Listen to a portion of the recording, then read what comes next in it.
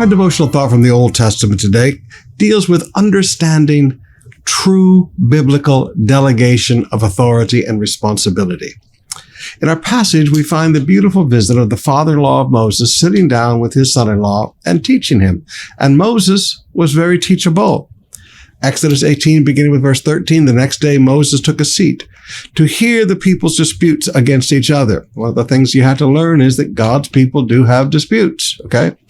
They waited before him from morning till evening. When Moses' father-in-law saw all that Moses was doing for the people, he asked, "What are you really accomplishing here? And why are you trying to do this all alone while everyone stands around you from morning till evening?" Well, the father-in-law wasn't being belligerent. He said, "Moses, what are you doing here?" In verse 17, he said, "This is not good," Moses' father-in-law exclaimed. "You're going to wear yourself out, and the people too. This job is too heavy a burden for you to handle all by yourself." Now, Moses wasn't trying to hog all the power and hog all the authority. Moses was doing this for the people. All right. He said, look, they saw what Moses was doing for the people. He wasn't doing it for ego. He wasn't doing it for prestige. His motives were right. Everything about it was right. But you know what? There's only so much a human can do. And Jethro looked at him and said, "Moses, it's too heavy a burden for you to handle all by yourself. Moses, you're going to wear out yourself and you're going to wear out the people. One man cannot handle the disputes of 1 million people one by one." So Jethro teaches Moses principles of delegation. Now, I want you to understand something about delegation. Delegation is not about getting out of work. There are people that they graduate from college and they think they're so clever and they think they're so smart and they want to have the corner office and they want to sit around and tell everybody else what to do and they don't want to get dirty themselves. Now, you know what? If you're going to be successful in life, you're going to have to roll up your sleeves and do some work yourself. You can't just give all of your work away and think that that's being a good leader. That is not being a good leader. That's being a lazy leader, giving all your work to other people, and then you're just going to supervise. Well, delegation is not about giving all your work away. Now, notice, Moses had responsibilities. If you look in verse 18, Moses was to be the people's representative before God. In verse 20, he was to teach them God's decrees. In verse 20, he was to give them God's instructions. In verse 20, he was to teach the people how to conduct their lives. And in verse 22, he was to handle the major cases. So Moses still had a lot of work to do. He wasn't giving everything away and just sitting around and, okay, I'm going to have a nice life now because I'm the boss. Moses had a lot of work to do. But the assistants also had responsibility. In verse 22, they were to handle the people's common disputes, the common disagreements between people. These people have been slaves. They were disorganized, and forgive me, probably a rather undisciplined people at this point in time. They'd come out of poverty and slavery.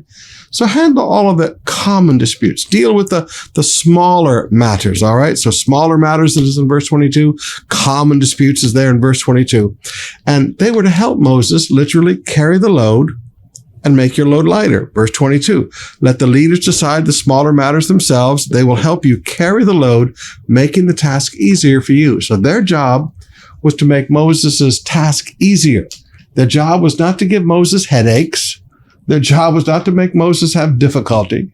Their job was not to make Moses worried about, their loyalty and are they going to do the right thing? Their job was to make Moses' task easier. That is the role of a person who receives delegated authority and delegated responsibility. Whoever delegates it to you, your job is to make their task easier. Now, when delegation is properly done, we see two fruits of it. We see that you can endure the pressure, verse 23, then you will be able to endure the pressure, and verse 24, all these people will go home in peace. The people's needs will be met. When delegation is done properly, both the person doing the delegation and the person receiving delegated authority and responsibility, when it's done properly, the people's needs are met and the leader can endure the pressure. Now notice, I always smile at young pastors when they say, "Oh, pastor, we don't want any pressure." Well, you know what? In leadership, there is pressure. Forgive me, young people, grow up. Some of you get your first job and you work hard and you get a promotion and now you have a team to lead and, it's so much pressure, and you cry like a little baby. Well, leadership is about pressure.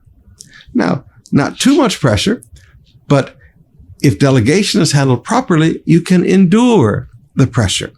But I also want you to notice something about the assistants here. Verse 22 brings it out very beautifully, and again in verse 26. The people who receive delegated authority and responsibility, they should always be available.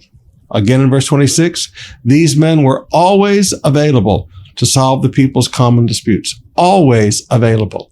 Always available. Always available. Pastor, you sound like a broken record. Yes, always available.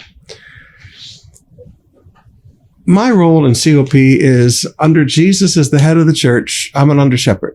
I should always be available. The pastors and pastors that assist me in leadership in the church, that I have delegated authority and responsibility to, just like Jesus expects me to always be available, I expect them to always be available.